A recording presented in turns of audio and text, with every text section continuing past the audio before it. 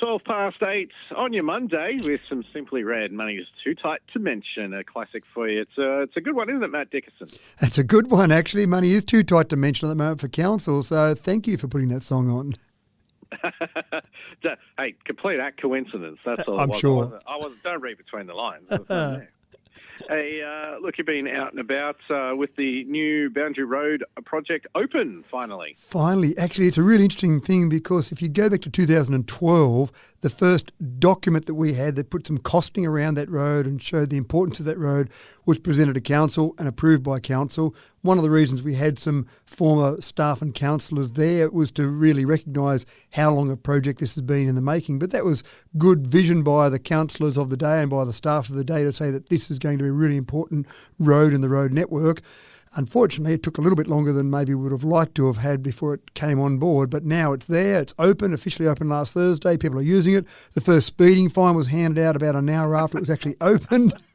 It's 50 k's, oh yeah, it's 50 k's only. It's a beautiful, smooth, straight road, so I can see why people might go a little bit too fast without realising it, but yeah, there were police up there patrolling, so by 9 a.m. the first speeding fine was handed out, so please don't do that.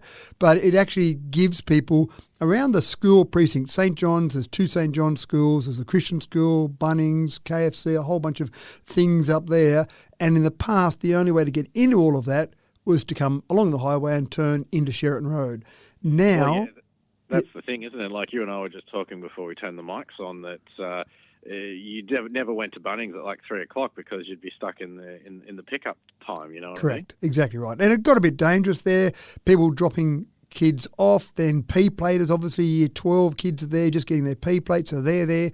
They're not the most experienced drivers, so they're dropping off, doing U-turns, just it's all a bit congested up there. So at least now you'll have two ways to actually come in there. So you can go up Boundary Road and come along to Sheraton Road there from the southerly direction, or still go the way you used to go from a northerly direction. So that should actually even that out a bit. We're going to leave it a few weeks to just let things settle down and then put some traffic counters in just to see how many people are coming from both directions. But it certainly links up there, which is fantastic. But it also opens up that whole South Lakes area, the explosion of housing there. I mean, already we're seeing housing explode there. So the state government actually gave us almost half the money. It was $8.7 million for this 1.2 kilometre section of road.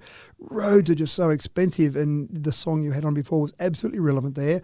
But the state government gave us half. They gave us $4 million of that $8.7 million for that bit of road. So that's fantastic from that perspective.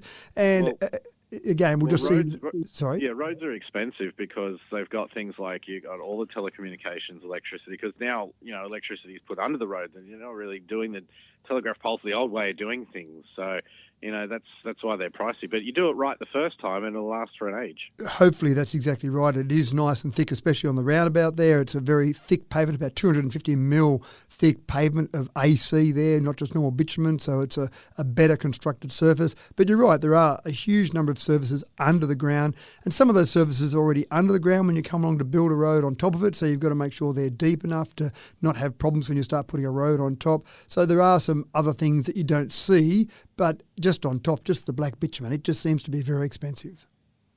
Fun to cut the ribbon, not to do the planning, huh? The planning's interesting, and even going back, I mean, we had former Mayor Alan Smith there, we had former Director of Technical Services Stuart McLeod, and we were talking about that 2012 document, and interesting enough, the costings we had then were less than half of what the final cost was, because things have just seemed to have exploded in price. But it is actually nice to see from that planning process to have drawings on a bit of paper going through a council meeting to actually see the physical road and actually stand on it. So yeah, the planning's interesting, but it is nice to actually cut the ribbon. Yeah, nice. Another thing you cut the ribbon on was Wellington Library's outdoor living room. What's it like, mate? What's it like being there? Well, it was actually a little bit different. It's a library. You kind of associate a library with being very quiet, no one talking. You have to kind of whisper and shh people all the time. But this is an outdoor area of the library. And the concept here is that libraries are changing. Back in the old days, you had a library somewhere you went to, you borrowed a book, you might have even sat in there and read a book. But now this internet thing came along, people don't borrow books as much. So libraries have had to change to be relevant. Libraries are still great meeting spots. They're still great areas for people to be able to come together, congregate, again, not in a loud, noisy environment, but in that nice, quiet environment, And it's also a safe space. There are people with mental health issues. There are people who might be, for example, children in a relation or who have parents that maybe aren't the best parents in the world. And so sometimes people just need a safe space. So we actually got $50,000 from the federal government. Andrew G provided that to us, thanks very much, to create an outdoor living room. So it's still a safe space. It's still locked off. You can't just enter it anywhere. You have to come through the library. But it's an area to let you actually be outside, see the sky, be at one with nature, but also in that safe, quiet environment of a library. So you could sit there and read a book. You could just sit there and relax in the sun. You might even have a small meeting with one or two people. Obviously, again, not designed for a big, loud meeting. But again, it's just an area where people from the Wellington community can come together and be there with the library, but also just duck inside the door and pick up whatever book they need to borrow and come outside and read it. Do you think that libraries are starting to become, I don't know, kind of like a civic centre, a quieter civic centre, for communities and things, so that you can go down and, you can get DVDs and CDs and magazines and stuff as well as just books now from libraries. That's right. You can get audio books, you can get DVDs, you can sit there and use the computers. So a lot of people that don't have a computer in their home, for example, when they're trying to access some service and the service says you need to go online and do this, and a lot of government services are like that now, and if you don't have a computer, well, you could potentially be locked out from that service, but you can go to your local library and use the computers there that are provided for free. You can print things off. So if you're printing out a resume, for example, you will pay a small amount when you print out pages, for example, but you can print out a page or print out pages of a resume or whatever it might be that you need to print. So they are changing, and they have to. Every business, every organisation, if you just stay still, as the old Jack Gibson, the NRL coach, said, if you stay still, you go backwards fast. And that's That's exactly the case with libraries. They can't just stay still. Now, of course, local contractors being used to get all this done as well, which is good to see. It's all part and parcel of the mandate by council. Exactly right. Yeah. Now, if you're a new resident, we welcome you to the Central West, and thank you for tuning in to Zoo FM. Hopefully you keep getting your information from us and talking directly to the Mayor. And new residents can go along on May the 4th, a couple of days away, on Star Wars night. Yeah, that's right. I do hope we've got a bit of a Star Wars theme, or some people come along with a bit of a Star Wars theme. You're going to break out your stormtroopers? Oh, well, I'll just bring along my sword, I think. I think I'll just bring along something something that might link to Star Wars, but maybe not the full outfit. So, but maybe I will. Just you have to come along and see. So New Residents Night, you're right. I love these. I love making people citizens. So we did a citizenship ceremony a couple of weeks ago. That's just really exciting. 37 new citizens we've got that are now Aussies that weren't Aussies before we actually did the formal ceremony. But the other thing that I love are New Residents Nights. And these are great because people have chosen from wherever, sometimes from overseas, sometimes from Orange or somewhere nearby, but they've chosen Dubbo or the Dubbo region, Dubbo and Wellington, as the place that they wish to live in. Now, moving home is a big thing. Moving from one place to another, moving from, say, Dubbo to Darwin, for example, would be a huge move, and you've really got to be motivated to do it. But these people have come to Dubbo mainly because of the Mayor and Zoo FM is what I've heard. Anyway, that's the stories that I'm going to go away with on that night. But that's the reports we're getting. That's right. But we do a bit of entertainment there. We play a few games. We try and find out who's most recently moved or who's travelled the furthest distance. And so we have a few prizes to give away. But really the idea is just come along, mingle, meet a few people. We typically get, and this is pre-COVID times, we used to get 70 or more people to these events. So hopefully we have a fair few people coming along.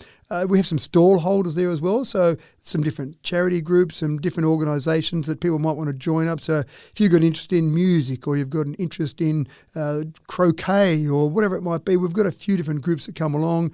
Rotary Club will be there. One of the Rotary Clubs in Dubbo will be there. So if you just want to get involved in the community, and that's the really tough thing when you move to a new community, how do you get involved in the community? Well, we'll have a range of stall holders there to help you get in touch with the community, find out more about the community, go and join a gym there, all sorts of things there. But it's just a good, fun event.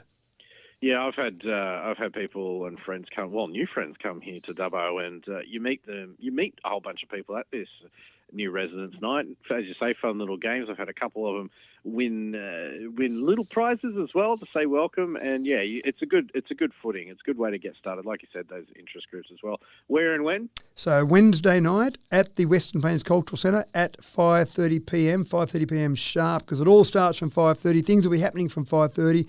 We'll also have passes to give away to the Taronga Western Plains Zoo. So someone that's just moved here may not have had a chance to go out to the zoo yet, and rather than pay for it, why not get it for free? So potentially win a prize there, but lots of other little prizes as well. And so, yeah, I think you're right. The thing is that you've got people there who are all in the same boat. So it is a really good chance to meet people, because everyone there is new. So everyone there is interested in meeting new people and maybe getting some new friends, and they're all in that same environment. But it is a really friendly environment because everyone's new and they're all keen to meet people. Yeah, exactly. Well, thanks for your time, Matt. We'll catch up with you later on in the week, but you have a good one, mate. Thank you.